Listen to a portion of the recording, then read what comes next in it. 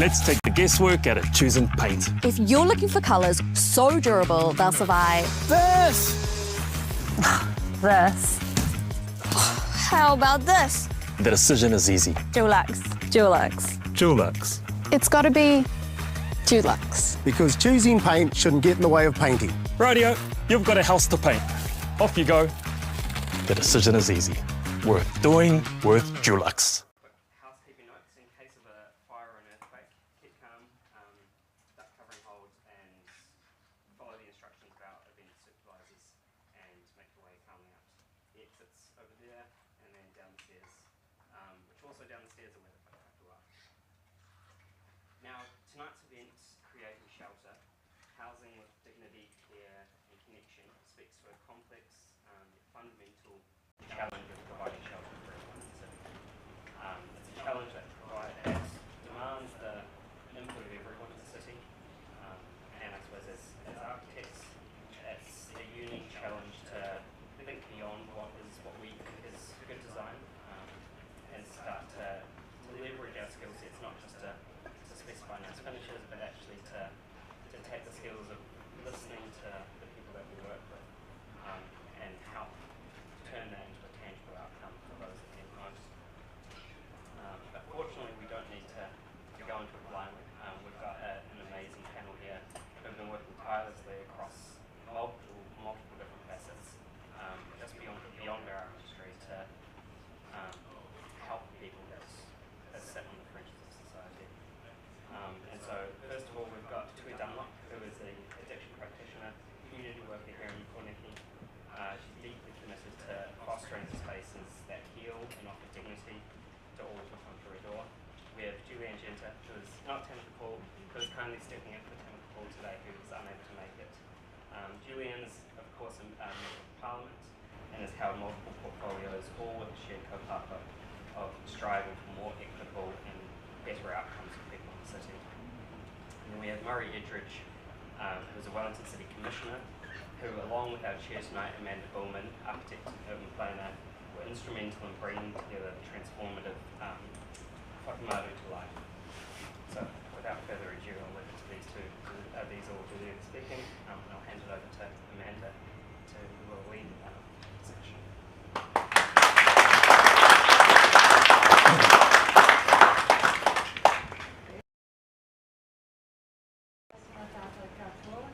Amanda Bulman, I am, as introduced, an architect and an urban designer with a strong interest in minor architecture, and minor architecture I would describe as architecture for people that do not usually have access to architects. And I've been practicing in Wellington for 25 years. So we all know that deprivation in Aotearoa is growing, and while societal safety nets are being results. In providing places, homes, community centres, shared spaces for those experiencing deprivation, the emphasis is almost always on reducing cost and size, making more for less, stretching the budget. It is seldom on provision of better quality, more comfortable and connected spaces that stretch the brief. In fact, the brief is seldom up for interrogation. In our cities, the problem is framed as one of public safety, hygiene, or economic risk. We are tidying up our cities with alarming ruthlessness, and thereby we are making them less vibrant, less diverse, and ultimately less inhabited. So how do we do better? So just over a year ago, our practice completed work on whakamaru, the Wellington City Mission's headquarters building, which sits on Oxford Terrace, a strange juncture between the protected gardens of Government House across the back fence and the sort of hard asphalt of Adelaide Road. Approximately 5 years earlier, the project started with a walkthrough of a decaying 1980s office building. It became a conversation which led to rounds of research, analysis, discussion, proposal, revision, realisation, and ultimately physical occupation. At Whakamaru, the project was approached with generosity at its heart, It was about creating a place where there is no us and them. And getting there required consideration without judgment. Whakamaru contains 35 apartments, the City Mission's offices, a sacred space, a social supermarket, food warehousing and distribution, public toilets, showers and laundry services, a medical clinic and dentist, day conference facilities, meeting rooms, a boardroom, 24-hour concierge, and a public pay-what-you-can cafe, which operates after hours as a crisis cafe.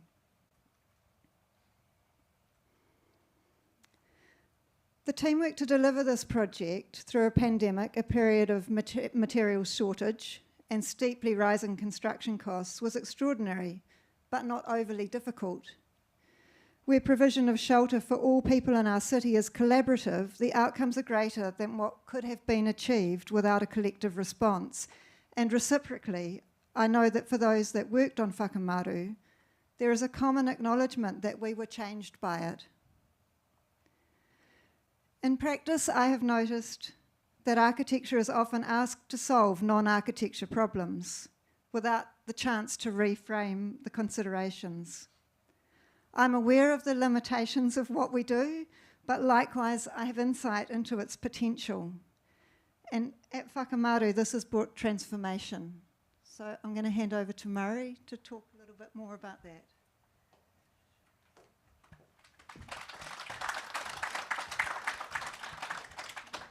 Tēnā koutou, tēnei te mihi atu ki e tātou e hui mai nei. I au ke rangatira o na hauiwha, ki te mihi ki e koutou, no mai haere mai ki tēnei kaupapa whakahirahira o NZIA. Nō reira, e na iwi, e na matawaka, e na mana, e na reo, tēnā koutou, kia ora tātou katoa. This feels a bit loose. There we go. Good afternoon, it's lovely for me to be here, and thank you for the invitation, Hamish and others. I want to start by acknowledging architects. I'm not an architect, but I have a brother who is one, and we have, over the years, challenged each other's professional view, because I couldn't make sense of anything he did. And then a week ago, I've moved into not a new house, an existing house, and I asked him to think about some spaces for me, and what he came up with was some ideas I'd never thought of, because he thinks about spaces differently than I do. And it strikes me that is what good architecture is all about, to think about spaces not only in terms of good design and what buildings look like and feel like, but what they actually do.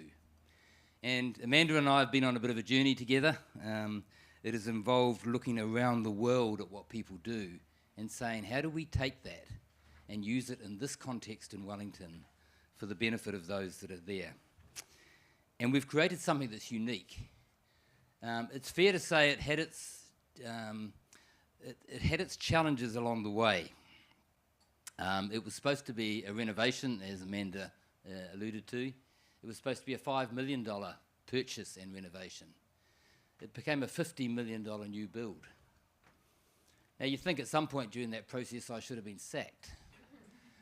But actually what's come out is extraordinary, and 2 weeks after we opened it on the 30th of October last year, it was fully paid for. And that reflects a number of things, including the generosity of this community, because they've enabled it to happen. And I thought the best thing I could do is tell you about the three principles that underpin the building of Whakamaru, because they apply to our other sites as well. And what we've found, we have 6 sites throughout Greater Wellington, all providing accommodation in some form. And what we've found, which probably shouldn't have been a surprise, but did take us by surprise, was if we can offer people fabulous spaces, wonderful spaces in which to live, they treat them better than if we provided them just the bare minimum. Because there's a reciprocity in the relationship. That means if we honour people, they honour us in return. So the 3 principles, the first is the belief that every person, without exception, is unshakably good. Now that's a pretty hard thing to swallow for some people. I have my colleagues from the New Zealand Police here, and they deal with people so often at their worst. So this idea that every person is unshakably good is a challenging one. But when they behave as if they're not unshakably good, it's not because of their goodness or otherwise, it's because of their trauma, their challenges, the way they've been treated, the things that might have been done to them. And therefore, if you distinguish the behaviour from the person, you can manage that more effectively. And so whakamaru focuses on excluding no one. Or if today was a bad day, hopefully tomorrow is a better day for you and the people you're with. Secondly, the idea that everyone is welcome at whakamaru. And I have said to the Governor-General, who does happen to live over the back fence and is an old friend of mine, and I've said to the Mayor and I've said to various politicians, you are welcome at whakamaru and you will be greeted beautifully. But so will the person who's currently experiencing homelessness. And if that's a problem for you, don't come. Because that's the deal, that the building is offered without judgment and without deference. And that creates a difference in our space that I've got to say is occasioned by the architecture, and it all happens because of the architecture, because when you come into the whakamaru space, it changes you. We have lots of tears in the whakamaru space. Not negative tears, but positive tears, because the wairua of the space is so significant. And this idea of building a community where there's no us and them, the idea of treating people with dignity and with respect and without judgment, permeates whakamaru. And thirdly, we are doing something quite special and unique at whakamaru, because when we looked at the bow wave of social need that's coming down the pipe in the years ahead, we as a social agency, along with our colleague agencies, will never be able to deal with the needs we're facing if we do things the way we've always done things. And it won't be a surprise to any of you that the social needs in our city and our country are perhaps arguably the greatest they've ever been. We've just celebrated last year 120 years of the Wellington City Missions operation. That's a wonderful celebration of very faithful service over many years. But when you think about it, it's sad, because 120 years later, we're still required to be here. And I think when you look back at those 120 years of history, you'll find there's only a handful of occasions when life has been tougher than it is today. And those occasions have been tended to be associated with world wars and Great Depressions. So it's tough. But whakamaru attempts to change that by teaching the community how to care for itself. So what's been created for us is a space where the people that we traditionally would have served, our manuhiri, are welcome and feel valued and a part of it. But so do the general public. And as they come into these beautiful spaces, I've got to say, these are lovely photos, Amanda, but there's no people in them. And when we opened the building just over 12 months ago, we said at the time it was a beautiful building, but it would be more beautiful when it was full of people, and it is. But those people are our manuhiri, are people in need in our community, those who are struggling, and those who come because they have something to offer. And in doing so, we teach us as a community to look after all of us. And that's what the point of it is. Just to give you some numbers so you've got some context, because we just celebrated our first birthday. In the last 12 months, over 62,000 people have come through the front door. We've served 28,000 hot meals. There have been 5,500 hot showers. Over 6,000 shoppers in our social supermarket. Nearly 5,000 people who have had their needs met in terms of financial mentoring, addiction support, and other forms of social service. And those are numbers should sadden all of us, but it shouldn't render us impotent. And with good design and the opportunity to build something of great significance, and we believe it is, we've created the opportunity to respond to the community in a way that should define how all of us respond. It's making sure that everyone has a place to be and everybody is looked after.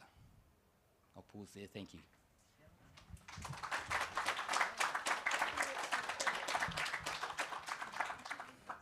I do have some slides. Oh, that would be great, thank you. Raise your eyebrows. There's not many. Amanda, come and sit next to me because I feel awkward now. Yeah. O, kia ora koutou. Ia, ki te tuatahi mihi ana ki te mana whenua o tēnei rohi e te whare e tūnei o Whaihanga. E riri ana aku mihi. And e mihi ana ki ngā rangatira e tū mai nei. E riri ana ngā mihi kia koutou mō tō mahi whakahirihira. Ko wai ahau e huri ahau no Ngāpuhi, the mighty FFN, but I grew up here and have deep roots in Pōneke. My name is Tui and I've worked in various roles in the community. Always advocating for whānau Māori, but I'm currently an addiction practitioner at Te Wharenuku Noa, the Wellington Homeless Women's Trust, the chaotic beauty that is located in the heart of Pōneke. We're a 14-bedroom transitional housing home for wahine experiencing homelessness. You can do the next slide, please, Amanda. Now, we're a small NGO with a team of about 9-ish, including our managers, our admin, our accounts, our support workers, social worker. So, you know, my slideshow is basic and small, but we are big on frontline impact.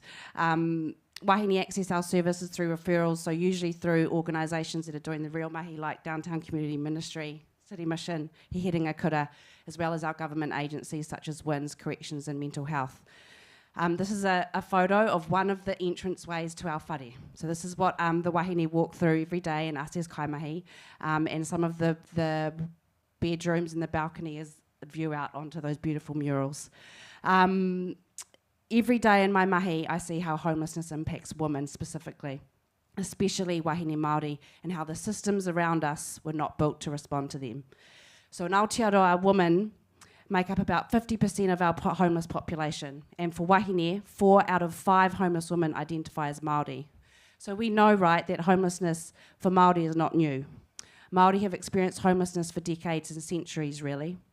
The drivers are rooted in the enduring legacy of colonisation, land confiscation, complex trauma, and the ongoing harmful state interventions through justice, corrections and state care.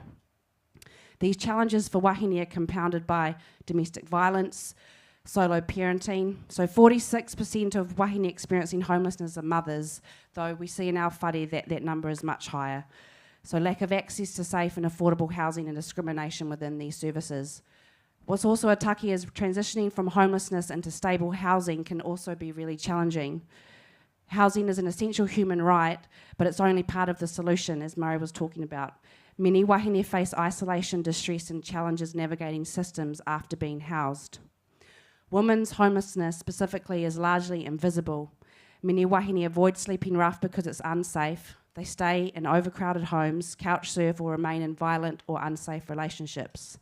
This invisibility means wahine are underserved by services designed mostly for single men.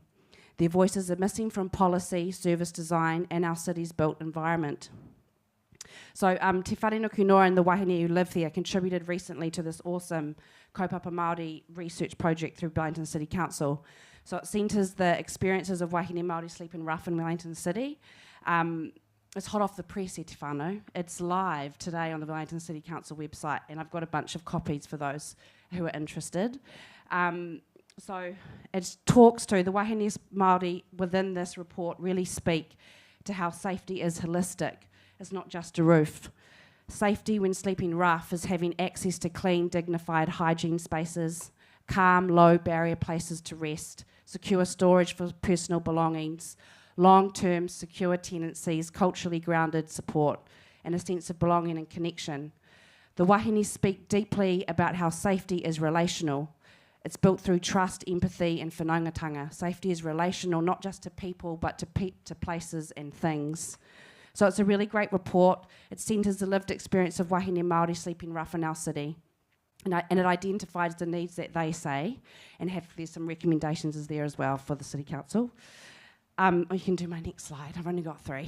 This is another photo of the lovely goblins that we can look outside of the balcony and the bedroom windows. One wahine came who signed up, who's been on the street for a while, came up, got her keys, was very stoked. We were very stoked to have her in, didn't return for about 3 nights. When she did come, I said, why haven't you been here? She said, Tui, I can't stand looking at those fucking goblins. They feel like they're going to talk to me soon. But anyway, I think it kind of moves me through to my next slide. So this is the painting of the moon.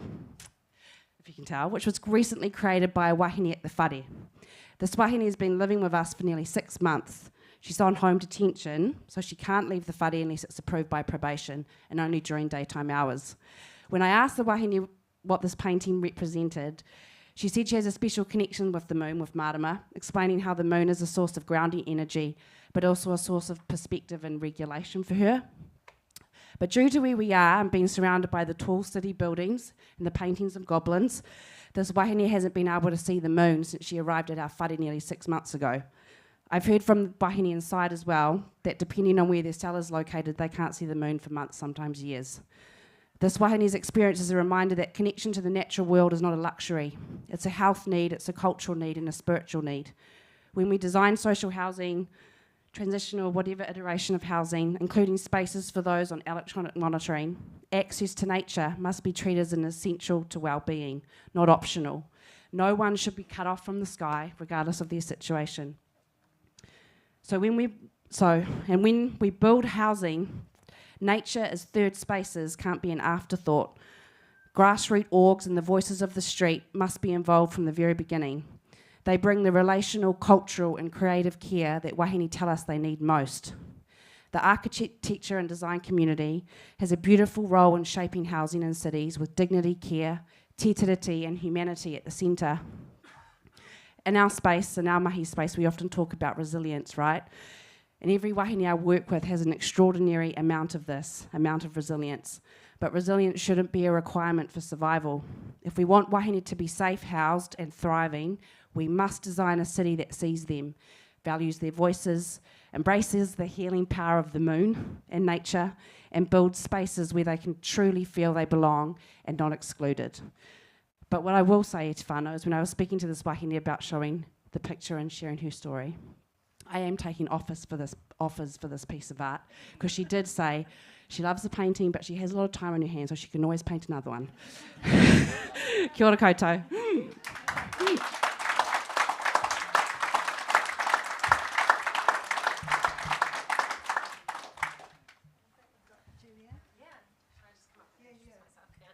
I mean, we all have a mic, so. Tēnā koutou, tēnā tātou katoa, nā mihi nui ki koutou. Lovely to be here tonight, which I only found out about earlier today.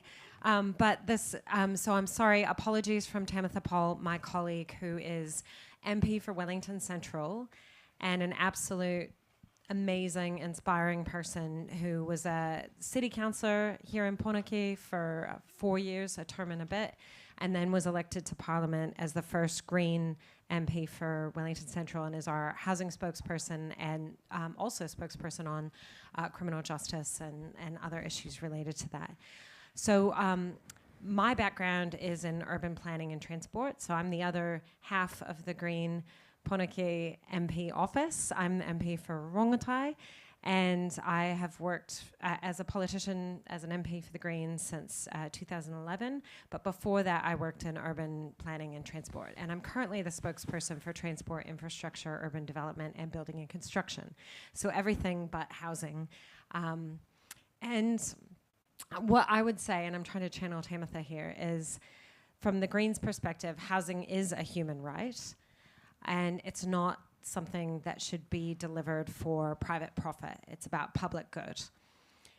The government has a responsibility as the place where we all work together to find solutions together, because we share this country, we live here together. They have a responsibility to uphold te tiriti o Waitangi, obviously, but also to ensure that every person in Aotearoa has not just a home, a warm, dry, healthy, comfortable home that is in a place where they can easily access the services, education, whānau, friends, the things that you need to live a good life. And it just makes sense that when we do that well, in harmony with nature, we get better outcomes for everyone. So what motivated me to be involved in politics after I moved to Aotearoa as an immigrant in my 20s was looking around and thinking, whoa, we do infrastructure and buildings really badly here in New Zealand. Everybody would do better. Everybody would be better off if we could just fix some of those things. But currently, the political environment is one in which, for whatever reason, the government is running off the other direction and promising to build more prisons while making more people homeless, and then talking about criminalizing homelessness or rough sleeping in the city, where they're tough on crime, but we have rules with respect to like drugs and addiction, which are completely at odds with what we know will actually result in people being able to recover from addiction, which is a health issue. So there's all these complex interrelated issues, and I think I'm mainly here to be part of a conversation, so I won't stand up here and give a speech too much longer. I guess I see so many opportunities to do things better, to get the kind of outcomes that we're hearing are possible from Tui to address the needs of wahine. From what we heard from Murray, like very, very supportive of the work they're doing, but on their own, they can't address this. This is something we all have to work together to do, and that's why it does need changes in central government policy. It needs changes to our tax system so we can properly fund social services and infrastructure. And even that isn't enough to ensure that we get the outcomes we want, because what we really want is to put those decisions about how and where some of these things are done right in the communities where people are best placed to make those decisions. And our current central government setup is not good at that at all. So upholding Te Tiriti o Waitangi means giving some of the funding and responsibility to the communities themselves, I think. And so we need more funding, better tax system, a commitment to housing as a human right, a commitment to upholding Te Tiriti o Waitangi, recognizing that drugs are a health issue, not a criminal issue, and making the system work better by ensuring we don't have too much over-centralized bureaucracy. We're actually just giving the tools to communities, and especially to whānau, to iwi, to hapu. Yeah, that's my 2 cents.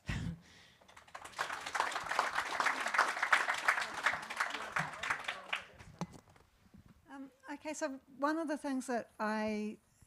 words that I keep hearing throughout this is resilience, and this is something that I find is an interesting sort of a backstop, or in a way is used as an excuse to leave a community alone because they're resilient. What I wonder is, out of the experience that everyone's had, what are the things that are required to regenerate that, to build something where it's something that is not required every day to survive, but is there as the backstop again? It feels like we've fallen into a situation where resilience has to be there in order to survive. And I'm curious about that.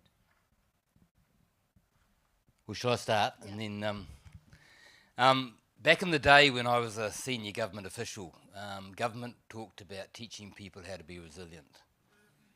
The people I work with don't need any teaching about how to be resilient. They're more resilient than you and I will ever be, because every day they face challenges that you and I don't even face in a lifetime. The challenge we've got is, how do we build a system, how do we build a community where everybody is okay? And what you see when you go to overseas jurisdictions, and my latest reference point was a trip a few years ago to Brazil, where you've got a really divided community. You've got those who are well-resourced, very wealthy, and you've got those who are deeply impoverished, and you've got this huge gap between them. I don't think we've got such a gap in New Zealand yet, but it is an increasing gap. And the problem being is that if the gap gets too big, then everybody's quality of life deteriorates. Because by definition, everyone becomes afraid. Because the vulnerable are afraid because of their circumstance. And the well-resourced become afraid of the vulnerable because of the threat they represent to them. And that's not the community that I want to live in. And I'm really conscious that I work with people who are doing life really, really tough. And so often, the trigger point is an absence of hope. And I don't know how you define hope.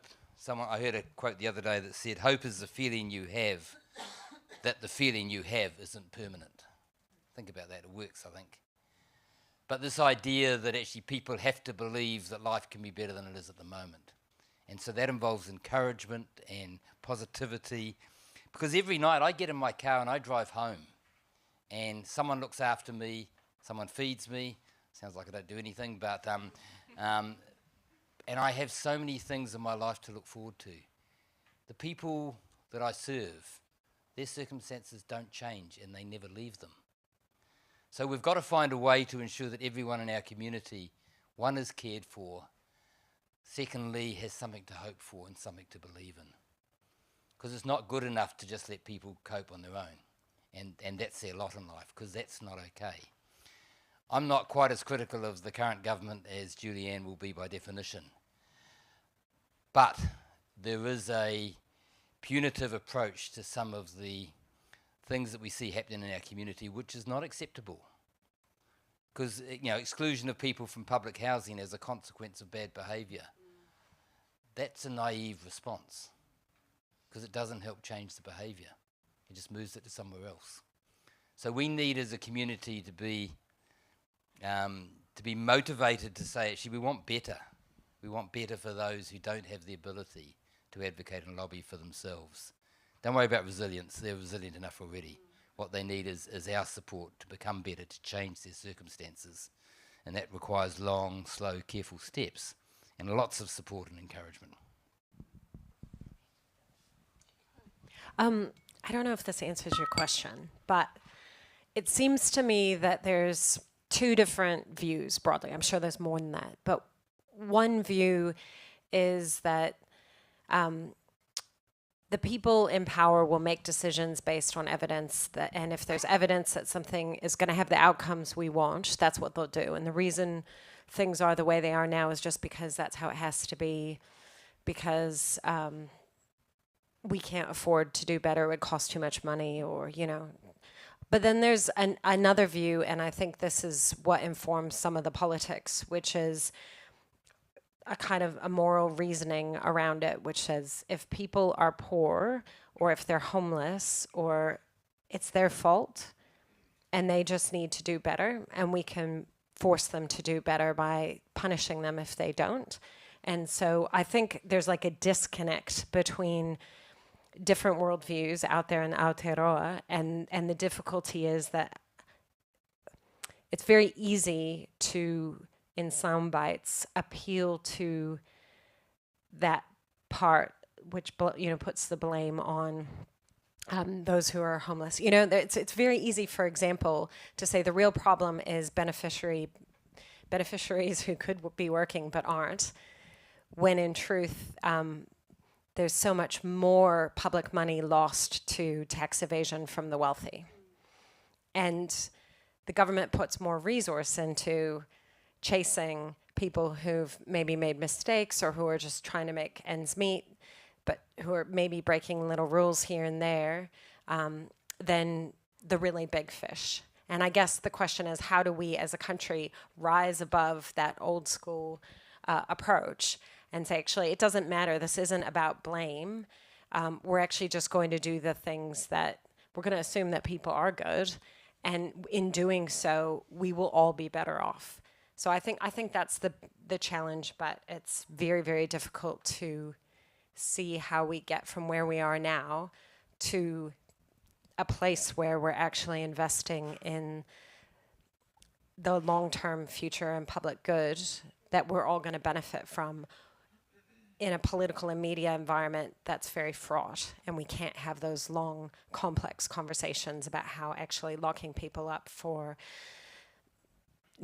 being drunk and disorderly on the street because they have nowhere to stay or they have mental health problems or trauma isn't a long-term solution for our country.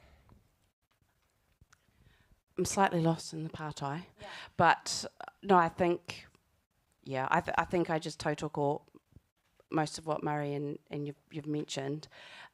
I like your quote about resilience, Murray. I was in a kōrero this last week, and many of the wahine work we've talked about, because sometimes it gets to this point where there's breath, there's hope.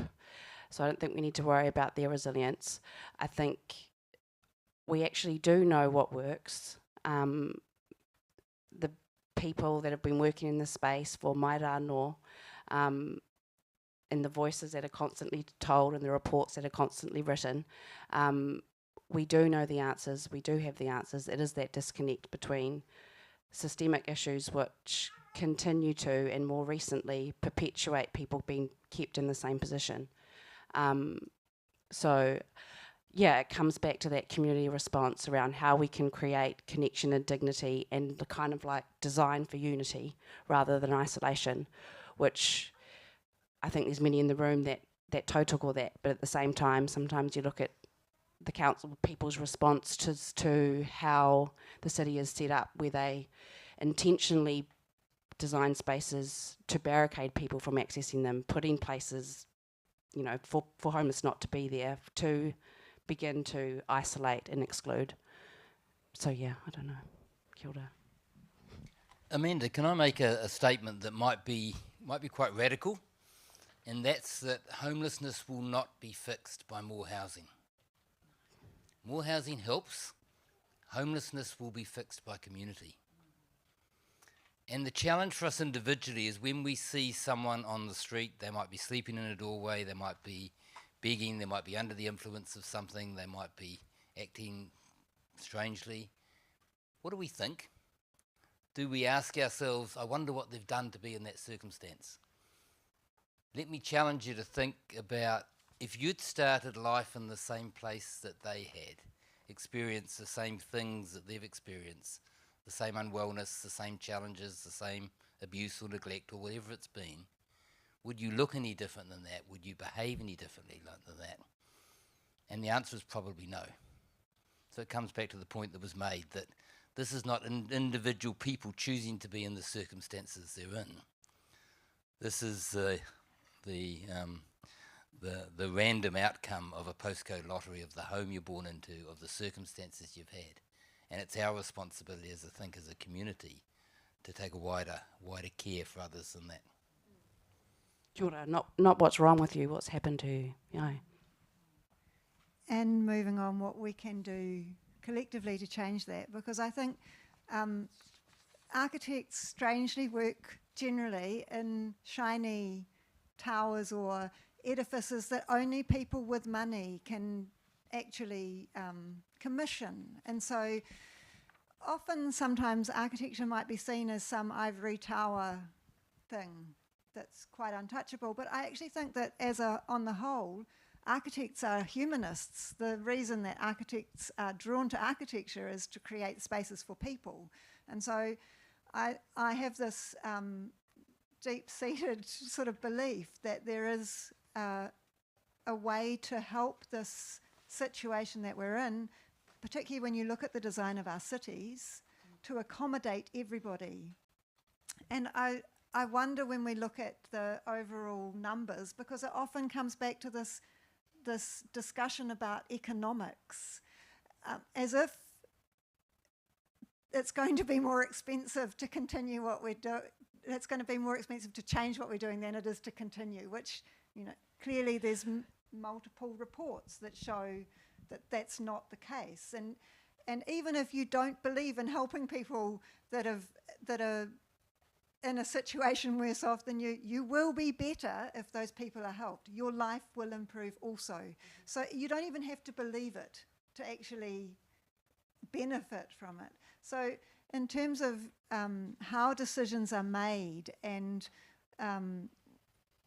how we change the way that we gatekeep resources, what are your thoughts on that?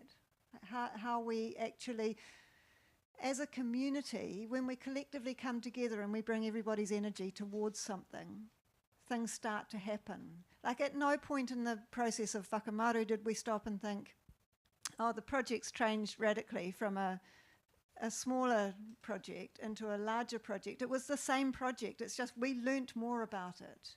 So we understood what needed to be done, And at no point were we stopped and somebody said, wait a minute, that's too expensive. Because, which we then all worked with. Like at no point was that the reason to stop. Yeah, this is kind of the point that I was not making very clearly earlier, but it's just that we think the policymakers are making decisions because of economics, but that's not what it is, because it's $150,000 a year to house a person in prison, and it would cost way less than that to invest in housing and social services to address the issues. So the problem is that a lot of people are not making rational decisions about evidence-based decisions about how to reduce the problem, because their understanding of what will solve the problem is different. You know what I mean? Yeah. It's just different. They're not. They're using a kind of a different type of moral reasoning rather than looking at the numbers. But I mean, the same is true for transport, by the way, because they keep talking about wanting to build these highways for economic productivity and growth, but there's no evidence that they're the right way to achieve that. So they just want to build the motorway, they just want to build the prison, they just want to punish certain types of people, and they want to have an excuse not to house people. So I think the challenge for people in the community is, when that's the political environment, how do we build the mandate for something much better? And I definitely think architects have a role in that. If I can add, Whakamaru is a beautifully designed building. Whakamaru is a beautiful building. But what makes it really, really special is what it does. And, you know, the build process was torturous at times and difficult and challenging. And we used to sit down regularly and have builders' shouts when they did anything really significant. We had beer and pizza with our 80-odd contractors on site. And the conversation was always the same. The hope is in the future you'll drive past this place with your family and say, I was part of that. Not that they built a building, because the building didn't matter in that context, but they created something special for the city. I'll tell you a story. One of the people that got deeply impacted was the building foreman. Very impressive man. I won't name him because I'll probably embarrass him. He can build anything, but he started the project and he was pretty gruff and he was pretty uninterested in what we did. He became our biggest convert, and every time I'd go to these builders' shouts, the team will say, what have you done to Ken? Because he doesn't do what he used to do. And you know, it wasn't a typical building site because we were trying to raise money right through this process, so we regularly invaded the site with politicians and with wealthy people to show them what we were trying to do and encourage them to invest in it. And builders don't want you wandering all over their site when they're trying to build something. It was deeply inconvenient. But at times I couldn't go, and so Ken said, I'll do the visits for you. And he would talk about what the mission was seeking to achieve in Whakamaru. Not the building, but what it was seeking to achieve. And the one really special story for me is Ashley Bloomfield was one of our ambassadors for the building. And I took him on a tour when it was a building site. And Ken turned out to be a bit of a fanboy of Ashley's, as most of the country is. And we were showing him upstairs where we have a full medical centre. And Ken started to explain the two entrances to the medical centre, because one of them was for people with a respiratory problem, and you had to send those people into a different entrance so they wouldn't infect the other patients. And I said to him, Ken, I think Ashley knows a little bit about this. So he was our building foreman, so convinced by the value of what he was creating, that he was telling the guy who led New Zealand's COVID response how we deal with respiratory patients. That's about being committed to a process and understanding what it's there to do. Yeah, I think that there were a number of stories that were sort of along those lines in the process of building Whakamaru. And there was also a whole lot of stuff that came along that wasn't there at the beginning and then came into it, like Ali's mural on the wall that showed the whole city mission. And these things found a home somewhere in the building. Nobody was precious about what the different spaces, the rules or the regulations of it. And I think possibly that was some of Ken's initial consternation was about some of the safety processes, etc. But, you've got a full-on building site, and then you've got how many of the Anglican diocese were there that came through?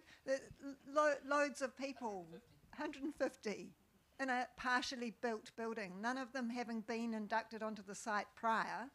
And so there was all this stuff, but at no point did anyone in that had become a part of this community, at no point did anyone say, no, you can't do this, because clearly it had to happen. And so it's that I sort of feel like that if we get momentum on things, you don't need to meet all the rules and regulations the way that you might initially have thought you do. You can still get stuff done. Sometimes it might be better that way.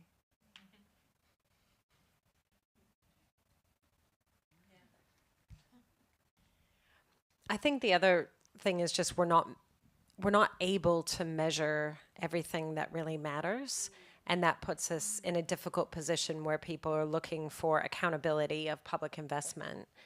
And even though we can show at a large scale maybe the benefits of well-designed spaces, it's much easier to measure the cost of it than the benefits.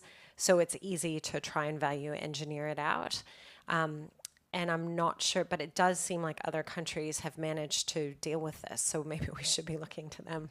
And I'm thinking of places like Denmark, where, they have a whole sort of industry and value add that's based on design and good design. And I do believe that they don't, in their public housing, and public housing is a huge part of Denmark. I think in Copenhagen, maybe it's like 25% of people are in public housing. And they are designing the spaces thoughtfully. So it shouldn't be impossible for us to put that into our analysis of, how we're going to solve these problems. But I can see it being extremely difficult in the current environment because already we're prioritizing things that cost less upfront but cost more in the long term. So how do we change that calculation to really measure what matters? Or how do you invest in what matters even when you know it's harder to measure? Having said that, though, there's also really good hard evidence, like Philippa Hardin-Chapman's study. We know that for every dollar spent on housing, you save over $5 in health. So it is that conundrum of the measurement doesn't capture everything. Like there's, plant the seed and the forest in 50 years is going to be far outweighing the expectation. We know that happens, we can't measure it. But even the measurements that we have still provide us with the data. You know that if you build a road, the cars will come. Yes. And it's the same thinking. But I wonder if there are hooks into, like your organisation has built from small roots. It has found a crevice to inhabit and started to hold on to that space. Yeah. I think it's really hard when you small organisations, you don't have necessary capacity and infrastructure and resource to put all the things out there about what you need. But like for me, I think, to Murray's point when he said building more social housing isn't necessarily the answer. I think it's definitely a need. I think it's what that looks like. Single-sided supported living spaces, high-density spaces do not work for everybody. There needs to be a range of different types of housing that work for the audience. When you look at the people I'm working with who are wahine and predominantly wahine Māori, like what do those spaces look like for them?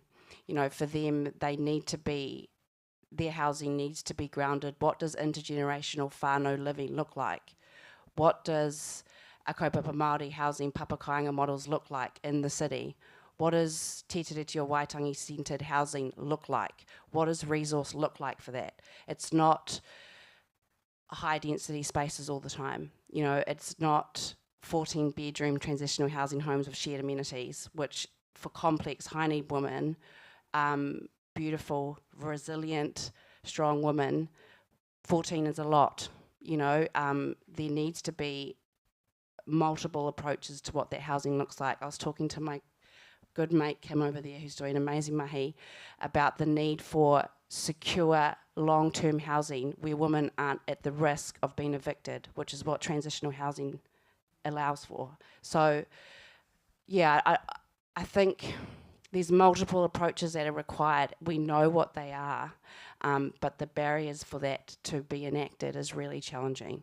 When, yeah, I think there is, you know, and I think about, and I want to say it because I'm always like, the alcohol harm reduction whare te Pāmaru, which is incredible for tāne. We need one for wahine, but we also need spaces which are kind of, well, they call them overseas, they're supervised consumption sites. Do you know what I mean? Where people can use safely. We have people, overdosing, 3 people die a week in our country of overdoses. That's just recorded. Like, spaces where people can use safely. Overseas, those models work. People don't die in those spaces. But there is so many, I think, you know, our systems, our governments, whatever, they're going to change all the time. Like, there needs to be that cultural shift in our minds as a society about what that looks like. But we need to be having courageous and take brave decisions on what social housing, I don't like using it, but mana enhancing housing, what that looks like within the context of Aotearoa and what our audience is. Like, yeah.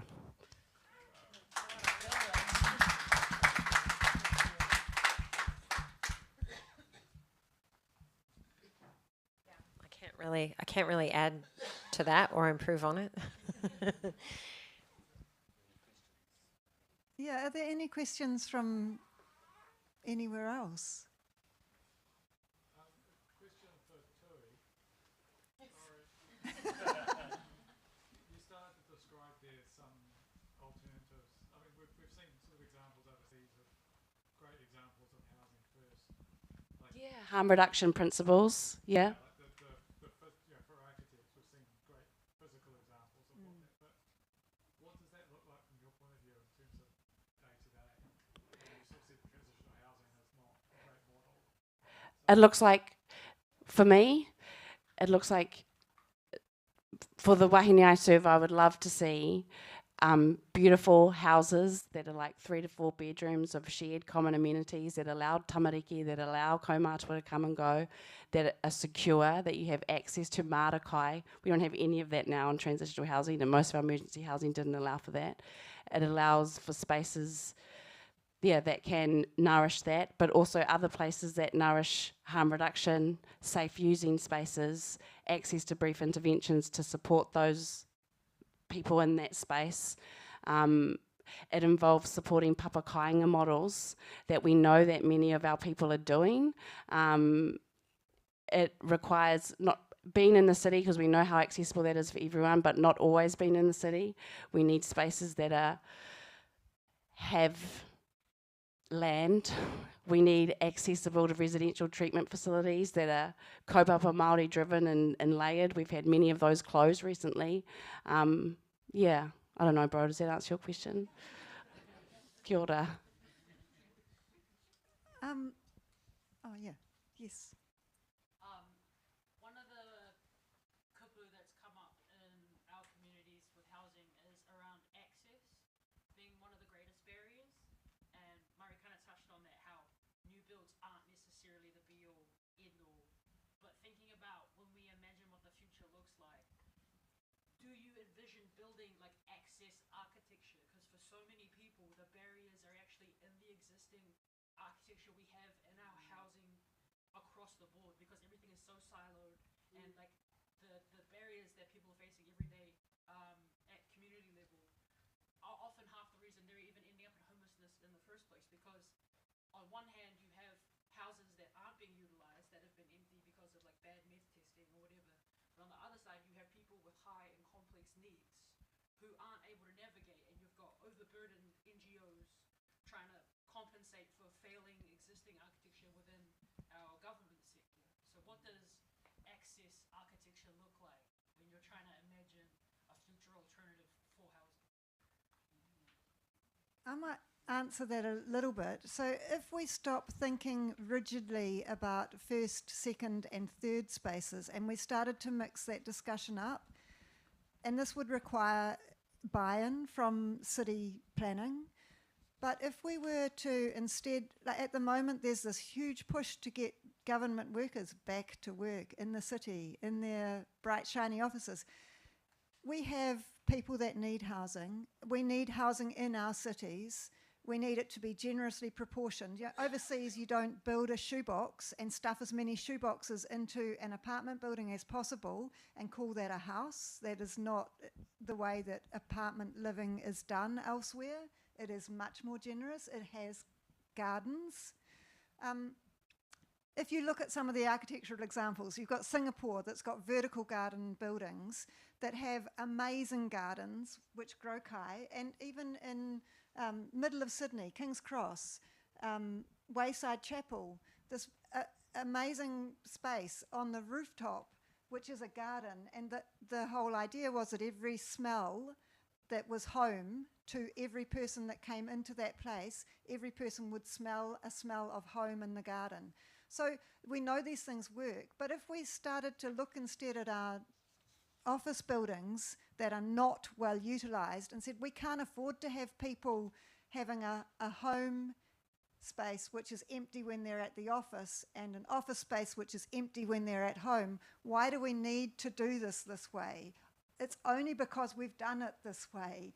Is there a possibility to start rethinking how those spaces are used? Because if we fill them with people in the heart of our city, we don't need the office workers coming back. We have people in the city. I sort of feel like architects and urban designers need to start chucking some new ideas out there, because we need some spark to get some momentum going that actually starts to address some of these things. We can provide these things with what we have now. We have to use it differently.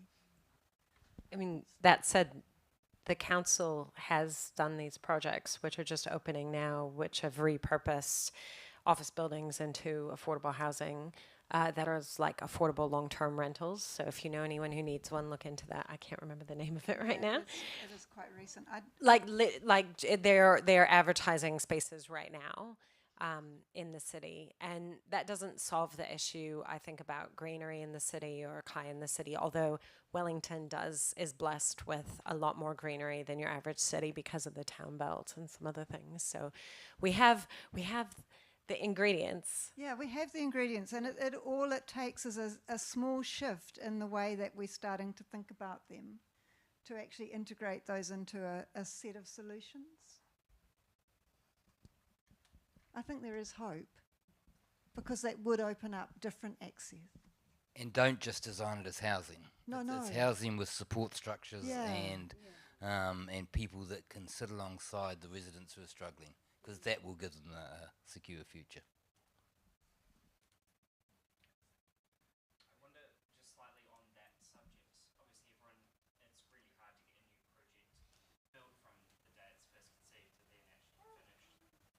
But what we do have is a lot of shared community facilities, so brick centres and community centres and libraries. And I wonder, one, if there's an opportunity to reimagine how those facilities can better accommodate the types of spaces that we know everyone needs, and what that would look like. It's a sort of question I suppose I have of how would you change those spaces to be more accommodating?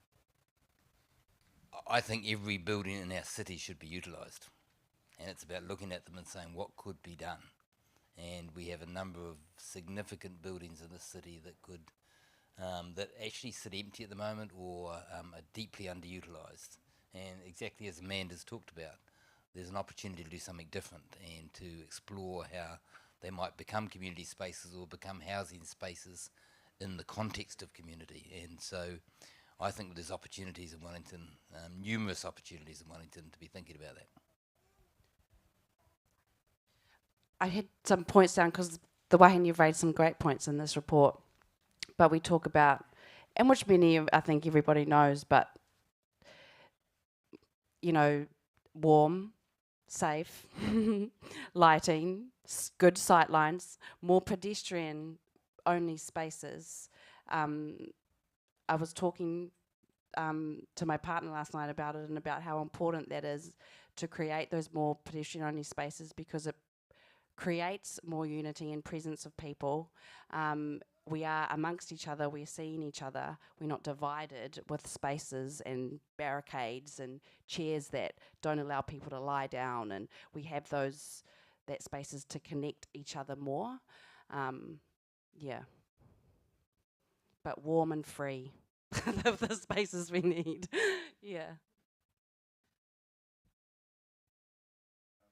Can I suggest, in conjunction with design and architectural outcomes, and a bit of looking at insurance via any of the kind of barriers that often, like I remember post-quake in Christchurch, a lot of the attempts to create temporary interventions were kind of stifled by the regulatory things that kind of oversaw it. So I think getting urbanists, architects, lawyers, insurance people, anyone that kind of deals with the things that allow spaces to be occupied in slightly different ways, banking, financing.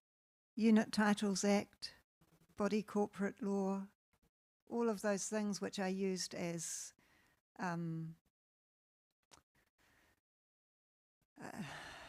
which, once those lines are put on a map, they're never removed. And they don't work well.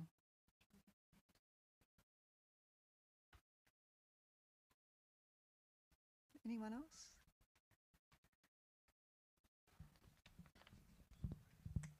So, Hamish, did you want to? Cool. Can I make a concluding comment? Because just because you don't want to just finish like that. First, a big shout out to Tui. I know the work of the Wellington Women's Homeless Trust. They do remarkable mahi, and you saw the goblins and the alleyway. They do it in that context, and so all credit to them. And they deserve better than that. And we as a city should think about how we support them to do that. Can I encourage all of you, I mean, for those who are architects in the room, you're remarkable people. The question I have for you is, do you use your remarkable skills in the best possible way? I've got a quote that sits above my office desk from a gentleman by the name of William Carey that says, "I'm not afraid of failure. I'm afraid of succeeding at things that don't matter." Just think about what you succeed at and make sure it really matters, because I think you can make a real difference in this space.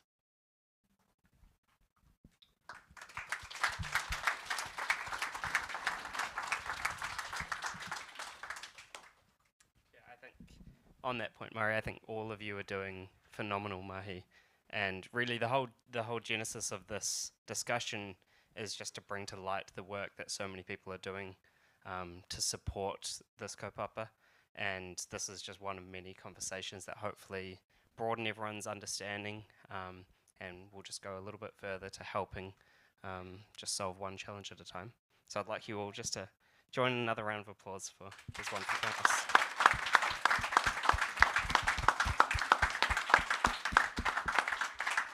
So we do have a lot of food and a lot of drink just around the corner there, so we can continue the discussion. Thank you all. I'll leave the reports up here too, e te whānau. Kia ora. Yeah.